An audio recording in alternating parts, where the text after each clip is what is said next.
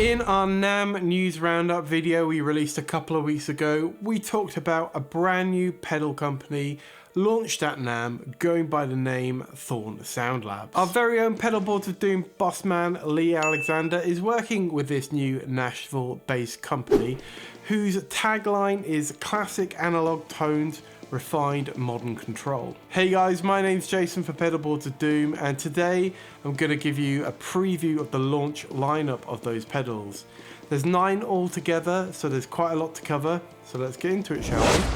So along with your traditional volume, gain and tone, these pedals also include some additional control to really help you sculpt your tone. So these controls are included on most of the drive-based pedals in this range, and the first one is damping. The damping knob will reduce the amount of low end that's sent back into the circuit, and you can really tweak that to taste. Headroom is just that, headroom, how much volume and gain you get out of the pedal, just like an amp or an internal voltage control. And mid-frequency adjusts the frequency band that the mid knob controls, something you just don't find on other pedals.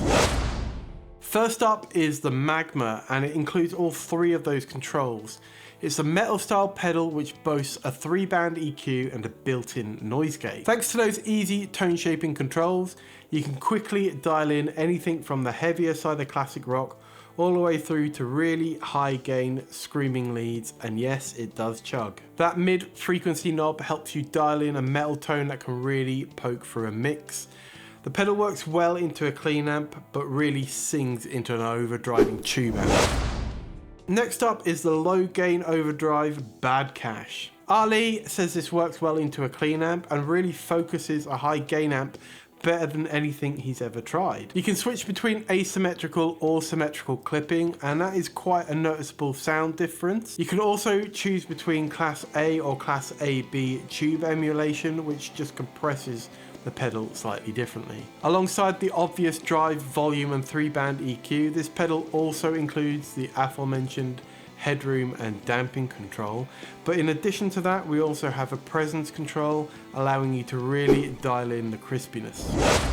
Proving that there's more to this launch lineup than overdrives and distortions, the Treminator is of course a tremolo pedal. For that reason it does of course have very different controls, but it still maintains that underlying concept of classic analog tones with refined modern control. The Treminator takes what you give it and runs with it, so it's capable of classic warm sounds as well as really modern tremolo tones. The waveform switch allows you to choose between smooth or choppy sounds, and the symmetry knob offsets that waveform, giving you a wealth of feel to the effect. The rate control is paired up with a tap tempo foot switch as well as a very cool multiplier knob. The multiplier knob can ramp up the Treminator speed up to 8x, pushing things into ring mod territory. This means that the rate control becomes more like a fine tune for the tempo, and it's perfect for getting the right feel. This is a really cool feature packed tremolo pedal, and it's one I'm hoping to get my hands on to demo.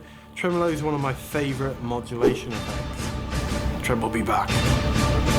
No self-respecting pedal company could call themselves such without a compressor pedal in the line, right? Well, Thorn Soundlabs have got you covered there, and don't worry, you 4-string pluckers are covered as well because there is a bass version. The Steam and Steam Bass are 2 compressors that share the same controls but are tuned differently for guitar and bass. The magic here is the manual auto switch, which takes control of the attack and release, dynamically adjusting them based on what you're playing. Personally, I love a compressor that allows you to dial in some clean tone, giving you a bit more of a balanced compressed tone.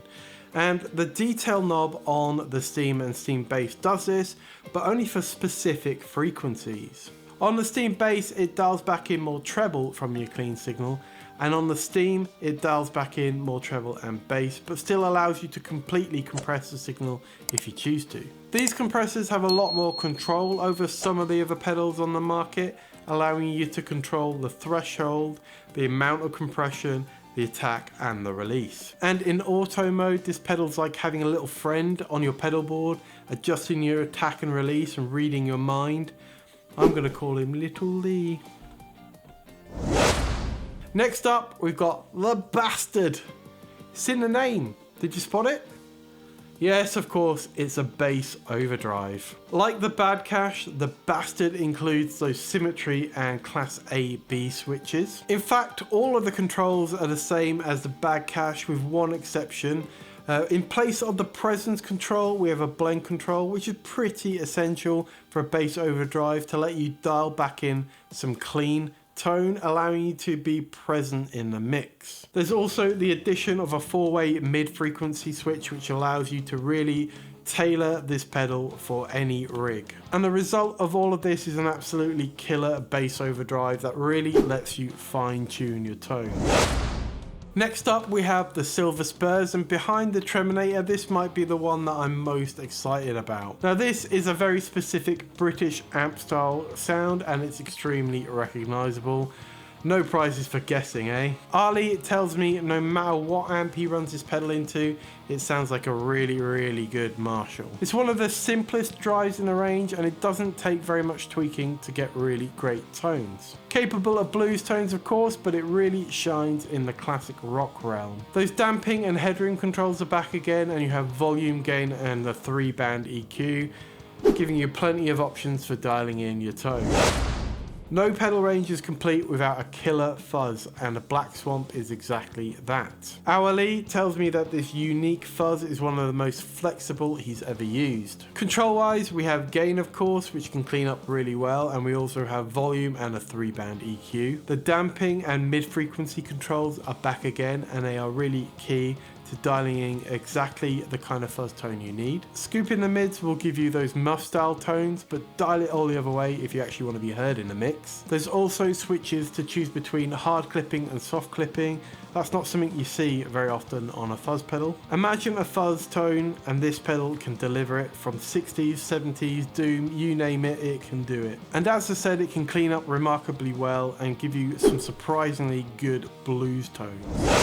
With the Freak, we've saved the best to last. This little gem is 2 pedals in one, and it gives you everything you need to perfect your lead tone. Broken into 2 sides, boosting an amp is normally a full frequency boost, which can get you louder, of course, but can sometimes drown out other instruments in the band. To compensate for that, the Freak has boost amount and damping controls, so when you kick it in, you're not drowning out your bass player. Wait, that's a bad thing? The Freak side of the pedal pushes the boost even further, but only by specific frequencies. Ranging between 200 and 3.4k Hz, you can really dial in the frequency where this boost sits to really match the pedal to the room you're playing in. This pedal is that type of secret sauce pedal where your favourite players might use it to retain their tone but really poke out when they're soloing. So a lot of pedals to cover, a really cool range, but what do you think? We want to know, let us know in the comments. I think it's a seriously cool range of pedals, and it covers an awful lot of ground. I'm particularly interested in the Treminator. I really love tremolo pedals, so I really want to get my hands on that to demo, and also the Silver Spurs, because, you know, I like Marshall amps. All of these pedals have extended controls that you really don't see very much on other pedals. So I think you're really going to be able to dial these in to any rig that you use. The pedals are releasing late March, early April, and you can be sure we'll be checking them out on the channel just as soon as we can get hold of them. While you wait for those to release, there's been loads of other pedal releases. In particular, Behringer have been at it again, releasing the 69 Vibe, and our Budge took a look at that last week in a video linked over here. I hope you enjoyed the video. If you did, maybe give it a like and subscribe. Thanks again for watching, and we'll catch you in the next one. Cheers.